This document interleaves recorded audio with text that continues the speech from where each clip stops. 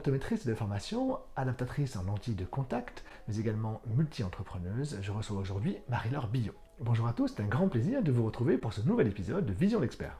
Nous allons aujourd'hui parler de contactologie et regarder quelles sont les solutions offertes aux ophtalmologues pour la prise en charge de leurs patients en lentilles. Je ne vous en dis pas plus, je vous laisse regarder l'interview tournée il y a quelques jours et je vous retrouve juste après pour la conclusion. Marie-Laure, bonjour. Merci d'avoir accepté mon invitation pour ce Vision d'Expert. C'est un plaisir de te recevoir puisque tu es ma première optométriste. Et donc, du coup, on va parler de cette spécialité un peu particulière en France notamment. Mais également, on parlera de tes nombreuses activités. Mais avant tout, je vais te demander de te présenter, s'il te plaît. Merci Sébastien de m'inviter justement à ce podcast. Euh, Moi, donc en effet, tu l'as bien dit, je suis optométriste de formation. Ce n'est pas comme ça que je me présente habituellement. J'aime bien dire que je suis d'abord adaptatrice lentille de contact, puis c'est vraiment mon activité principale au sein d'un cabinet blésois à la Chaussée Saint-Victor. Je suis donc installée ici depuis 2017 et j'ai plusieurs autres sociétés qui sont le développement d'un logiciel informatique et d'une plateforme de formation, tous en lien avec la contactologie, qui est aujourd'hui mon fer de lance pour essayer de normer un parcours et surtout de développer cette pratique en fait en France qui est aujourd'hui très hétérogène selon les territoires. D'accord, très bien. Alors, si on reprend depuis le début, comment est-ce qu'un étudiant, à la sortie de son bac, va choisir de devenir optométriste alors que on sait que l'optométrie n'est pas vraiment reconnue en France, même si les optométristes ont des postes évidemment dans nos cabinets d'ophtalmologie. Mais comment est-ce qu'on va choisir l'optométrie? Est-ce que c'est une vocation? Qu'est-ce qui donne cette envie-là? Alors, moi, c'était toujours la contactologie. C'est pour ça que je suis partie faire un master en fait en sciences de la vision. On n'appelle pas ça, hein, c'est pas un DU d'optométrie. On a de l'optométrie, on a des DU d'optométrie, mais qui nous valident un master. Donc moi, je suis partie pour faire un master et l'optométrie fait partie de ce master, mais on s'est bien découpé en DU d'optométrie et DU de contactologie, DU de dépistage santé oculaire, voilà, tout est segmenté.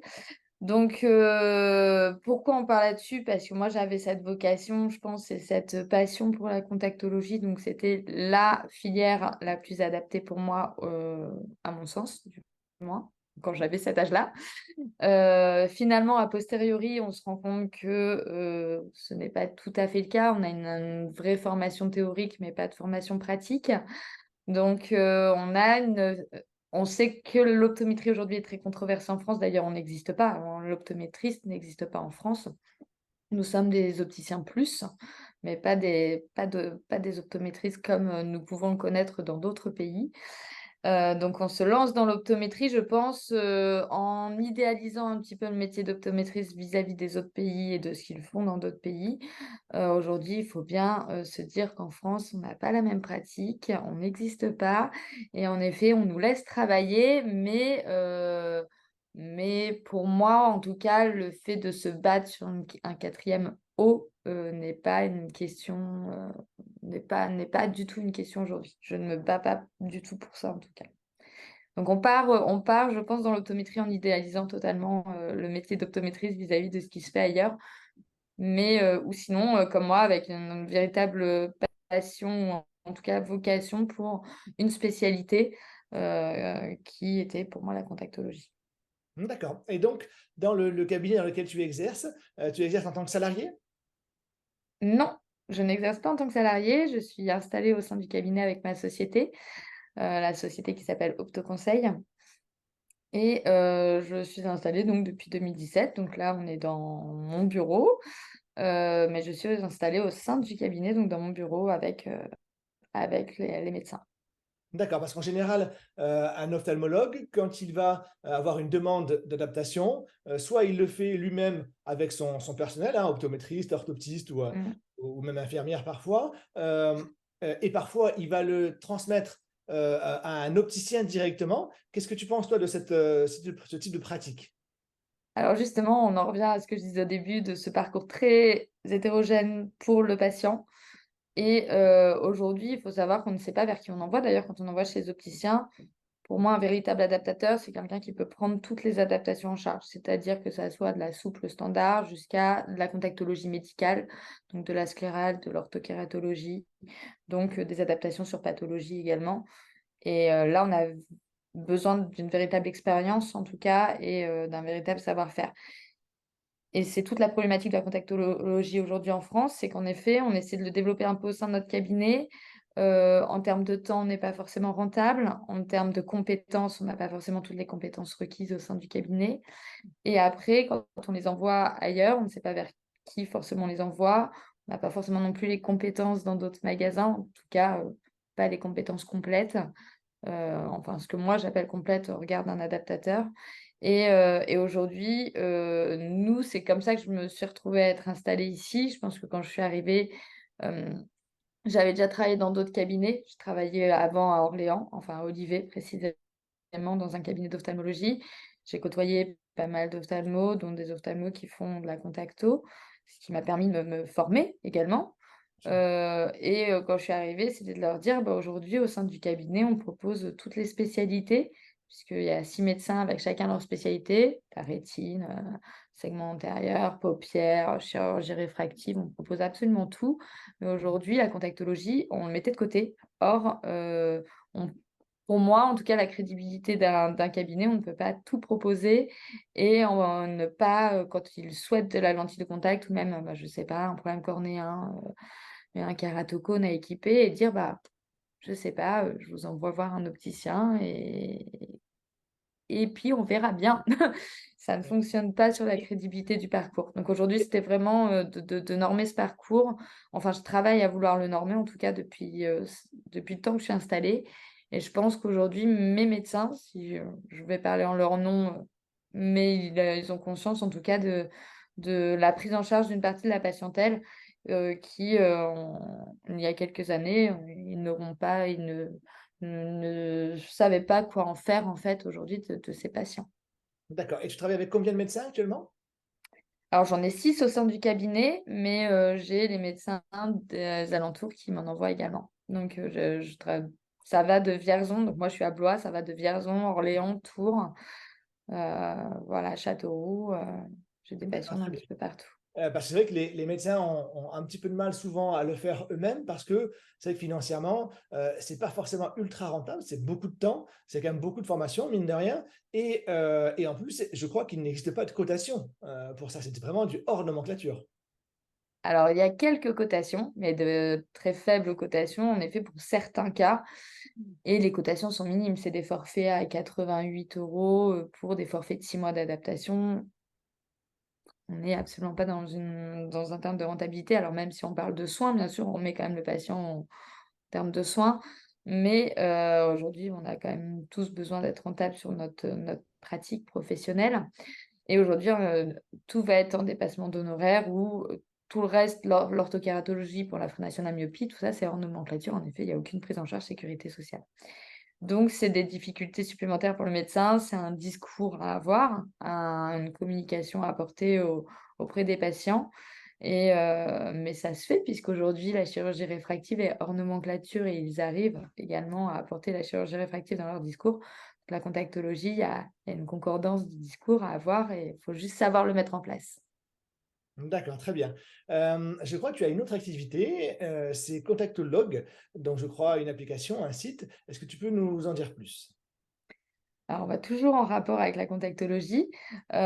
Suite à mon installation en fait, au sein du cabinet, moi, je fais des comptes rendus pour mes médecins. Mes médecins ressaisissent leur ordonnance dans leur logiciel métier. Après, l'ordonnance part chez l'opticien qui ressaisit dans leur logiciel métier. Et quand on parle de lentilles techniques, il n'y a rien qui rentre. On n'est pas sur un diamètre, un rayon, une puissance. Donc, on a déjà des risques d'erreur de ressaisie, des pertes d'informations, des pertes de temps. Quand on parle de rentabilité, on a aussi des pertes de temps. Moi, mes fiches patients sont principalement encore sur papier. Nous sommes en 2023. Donc, On a du chemin à faire. Et du coup, contactologue, j'ai commencé à y réfléchir en 2018 quand mes médecins m'ont dit, mais tu peux pas trouver un moyen de faire passer ton compte rendu en digital, d'avoir des ordonnances toutes faites. On a juste besoin d'appuyer sur le bouton pour valider ton ordonnance, quoi. Et voilà, d'où l'idée de contactologue a émergé. Sauf que je ne savais pas trop dans quoi je mettais le doigt, je pense, en 2018, puisqu'on a l'impression que c'est très simple, on va mettre des fiches PDF sur un ordinateur et ça va nous créer un logiciel informatique. Que nenni.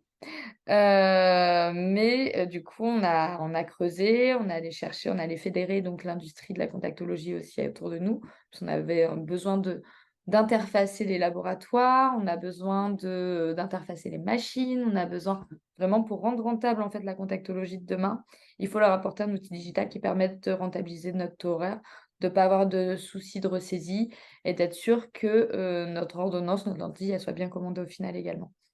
Donc, contactologue est là pour ça, pour fluidifier le parcours du patient, faciliter le parcours du patient et nous, en tant qu'adaptateurs, rendre rentable également notre temps horaire. Puisqu'aujourd'hui, ce qui se dit, et pas qu'en France d'ailleurs, puisque la Suisse, la Belgique sont venus me voir également, c'est que 30 minutes de consultation en contactologie représentent 15 minutes d'administratif derrière. D'où le fait qu'on ne soit pas rentable en fait en temps en contactologie. Donc nous, c'est de réduire ce temps administratif à 2 minutes top chrono quand le patient est sorti. Donc tout est saisi, on n'a pas besoin de ressaisir, tout est digitalisé, on a un parcours, on a des comptes rendus qui sont normés et tout est relié directement au labo également. On n'a pas besoin de ressaisir sur les plateformes des laboratoires. Donc ça, c'est un véritable gain de temps. Donc on rend rentable la contactologie et en même temps, on sécurise par le biais de diminuer le nombre de ressaisies entre praticiens, puisqu'on sait que le parcours nécessite plusieurs interlocuteurs. D'accord. Et donc, du coup, tu as démarré la commercialisation déjà ou pas encore? Pas encore, hein. C'est quelque chose où je pensais qu'en un an, ça serait sorti, ça serait génial. Mais il faut savoir que c'est des développements qui demandent des moyens financiers. Donc, j'ai développé d'autres casquettes que je ne connaissais pas, les levées de fonds, voilà, toutes ces démarches. Donc, je suis allée faire des levées de fonds. Et là, aujourd'hui, on a nos propres développeurs. On a décidé de développer donc, toute cette application en interne. Et on est en phase de sortie. Alors, on aura une première version fin 2023, là, puisqu'on est vraiment sur les dernières normes. Puis, on a d'autres projets, en fait, pour le mettre en place. Et il sera certainement, d'ailleurs, en premier sorti en Suisse et pas en France, D'accord, tu vas pour des soucis, développer. pour des soucis de praticité, du coup. D'accord, OK. Parce que oui, parce que là, est-ce que vous êtes concerné, j'imagine, par tout ce qui va être hébergeur de données de santé, et cetera? Exactement. On D'accord. est concerné, donc on a vraiment tout à sécuriser derrière. Donc, c'est une grosse partie. On n'a pas que la partie développement labo à faire. Donc, en effet, on a encore un petit peu de travail. Et surtout que nous, comme on a ces échanges de données entre professionnels, il faut vraiment que tout soit sécurisé, en RGPD, tout ça doit avancer. Donc, on a un petit peu de travail en France. Or, en Suisse, l'adaptateur, le vendeur sont au même endroit. Donc, on a une facilité d'entrer sur le marché suisse plus facilement. D'accord, OK. Et donc du coup, vous avez prévu un interfaçage avec les principaux logiciels comme Area? Par exemple, on en a déjà discuté. On a déjà discuté avec plusieurs logiciels déjà existants. On va avancer au fur et à mesure, en effet, pour créer des interfaçages et pouvoir s'échanger, donner notre ordonnance en format PDF directement sur leur logiciel métier pour qu'ils aient évidemment une traçabilité également de ce qu'ils ont prescrit et pouvoir s'échanger des données plus basiques, comme nom, prénom, quand on ouvre une ordonnance, quand il nous ouvre en fait un droit à l'adaptation, quand le médecin ouvre un droit à l'adaptation. Donc oui, il y a encore un petit peu de travail quand même. D'accord, OK. Bah, on en reparlera de toute façon, courant 2024, après le Exactement. Suisse. Super. Je crois que tu as également une activité dans la formation. Est-ce que tu peux nous en parler aussi? Ah, sacrée activité, la formation. C'est mon activité où j'ai le plus peiné à lancer, je pense. On est d'ailleurs encore dessus parce que je restructure mes idées régulièrement et aujourd'hui, on travaille principalement de la formation en contacto alors que ma première partie, j'étais partie pour faire de la formation un petit peu pour tous les professionnels de la santé. faire une plateforme en e-learning pour faciliter en fait l'accès à la formation. Bon, ben, je pense que tout entrepreneur, sait des fois on a quelques difficultés d'association, ça a été mon cas. Donc on a relancé en fait la plateforme il y a peu, se dirigeant principalement sur la formation contactologie encore et principalement aujourd'hui la formation des opticiens pour avoir des référents opticiens quand moi j'adapte par exemple au sein du cabinet pour pouvoir envoyer mon patient chez un professionnel qui soit vraiment formé avec un discours qui soit non alarmant, ce que j'entends aujourd'hui principalement chez mes patients et que on soit sûr en fait que mon patient, il ait les bons produits, le bon discours, qu'il puisse avoir des aides à la manipulation, tout ça, tout ça. Donc vraiment, aujourd'hui, ma plateforme s'axe sur cette partie-là et se développera après sur d'autres sujets. Mais on va se focus d'abord sur la contacto. Oui, c'est ça, parce que du coup, ça fait beaucoup d'activités entre le cabinet, les adaptes, le logiciel et la formation. J'imagine que tes journées doivent être bien remplies. Ah, les semaines sont bien remplies, en effet. Si seulement il y avait que ça serait génial. Mais non, mes semaines sont bien remplies, mais tout ça, c'est toujours dans un seul but. Toutes ces sociétés ont vu le jour dans le but justement de permettre de mettre en place un parcours et d'essayer de le développer, de le normer, ce parcours de la contactologie. Donc, rien n'est fait au hasard, je pense, et tout a un lien. Donc, si on veut réussir à normer, il faut apporter des différents outils, que ce soit la formation, que ce soit l'outil digital. Et c'est par le biais, je pense, de ma pratique et de mon installation qu'on se rend compte de tous les besoins qu'on a au fur et à mesure. Et c'est comme ça que tout est né. Mais en effet, c'est soit on y va maintenant et on mène tout de front pour réussir à implanter un parcours qui convienne. Alors, je ne vais pas dire à tout le monde, parce qu'on va faire des malheureux, on va faire des heureux, enfin voilà.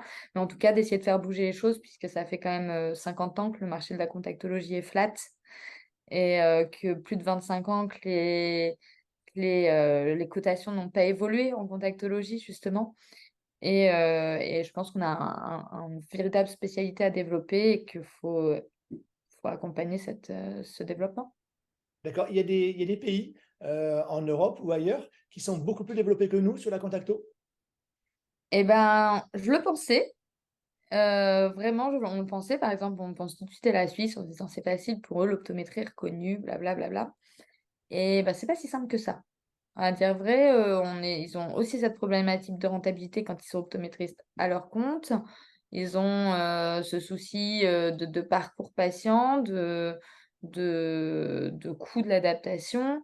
Au final, nous, la France, on est particulièrement désorganisé, on va dire, sur la contactologie. Mais ailleurs, c'est pas plus simple. Je rentre d'une formation à Rabat. À Rabat, il n'y a rien de fait. Enfin, au Maroc, il y a tout à faire. En Suisse, il faut les aider aussi à structurer. En Belgique, il faut les aider à structurer. Finalement, c'est peut-être l'Allemagne qui est la plus structurée. Enfin, au niveau pays, c'est le pays le plus structuré en contactologie. Mais encore une fois, ce qui manque principalement, c'est des outils pour rendre l'adaptation rentable. Et après, la communication. Aujourd'hui, accompagner les médecins, à savoir quels sont les types de patients qu'on peut équiper, comment on peut les équiper et du coup, qu'est-ce qu'ils peuvent leur proposer, à qui ils peuvent le proposer, parce qu'on parle beaucoup de contactologie, on parle principalement de la lentille souple, de la multifocale, de la lentille esthétique. Or, aujourd'hui, moi, c'est vraiment pas ce que j'équipe en majorité. Je fais vraiment beaucoup de sclérales sur pathologie, donc des ectasies, des kératocones, du post-lasique, voilà, problème de surface cornéenne. On va avoir les fortes amétropies qu'on va pouvoir équiper. La frénation de la myopie qui est un sujet. Voilà, tout ça, c'est des patients qu'on peut prendre en charge par la suite et qui, malheureusement, parfois, dans certains secteurs, sont vraiment démunis de professionnels pour pouvoir les prendre en charge. Ah Et oui, donc, d'abord, voilà, la base, ça va être de former nos praticiens, nos ophtalmos à se dire qu'est-ce qui existe, quel type de patient on peut orienter et commencer là-dessus. Et ça, c'est dans tous les pays, finalement. d'accord, très bien. On voit que l'ophtalmologie évolue à vitesse grand V, hein, ne serait-ce que par la technique, l'IA, la délégation de tâches, notamment aux orthoptistes qui ont le droit désormais de faire la primo-prescription. Mmh. Comment tu te situes au sein de ce schéma et comment tu vois ton métier à environ 10 ans? Et ben, au sein de ce schéma, moi, c'est très simple. Je pense encore une fois, je vais pas parler d'optométrie, je vais parler de profil d'adaptateur. Il faut normer le parcours en définissant un profil d'adaptateur et non pas une profession. On aura des très bons adaptateurs orthoptistes, on aura des très bons adaptateurs opto.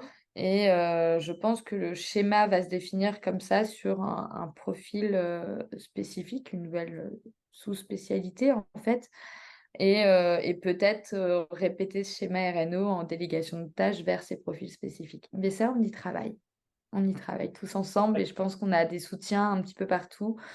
Et à force d'en discuter avec différents groupements, avec différents ophtalmos qui font déjà de la contactologie, que ça soit à Lille, à Toulouse, à Lyon, on a cette dynamique de vouloir normer ce parcours et le faciliter. Donc, on m'accompagne sur ce projet, mais encore une fois, je pense qu'il est bon de faire avec tous les acteurs déjà présents. Les ophtalmos restent prescripteurs, restent décideurs en fait pour leurs patients et de pouvoir juste leur proposer une délégation de tâches vers un profil d'adaptateur et non pas vers une profession quelconque, parce qu'en contactologie, on peut pas définir une profession. Les orthoptistes aujourd'hui ne sont pas formés pour. Nous, et là je ne prône pas pour ma paroisse, hein, parce que clairement, je pense que quand on sort de master d'optométrie, on n'est toujours pas adaptateur parce qu'il nous manque énormément de pratique terrain. Donc, c'est vraiment aujourd'hui faire avec les profils existants et après tendre vers des formations qui vont permettre de développer d'autres spécialités ou d'autres vocations, en tout cas, à devenir adaptateur lentille.